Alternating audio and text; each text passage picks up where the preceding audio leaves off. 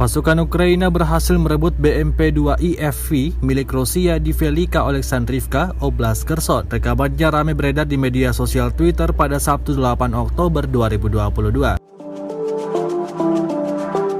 Tidak diketahui pasti seperti apa cara pasukan Ukraina dapat menangkap hingga merebut BMP-2 milik Rusia itu. Dalam rekaman ditunjukkan seluruh pasukan Ukraina sudah berada di atas kendaraan militer tersebut. Sejumlah tentara tersebut bersorak bahagia sambil membentangkan bendera Ukraina.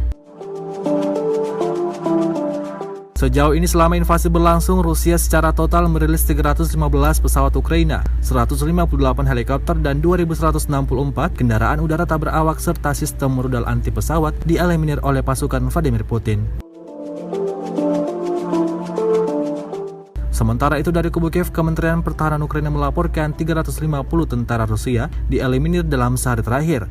Total 61.680 prajurit Federasi Rusia meninggal sejak awal konflik hingga hari ke-226.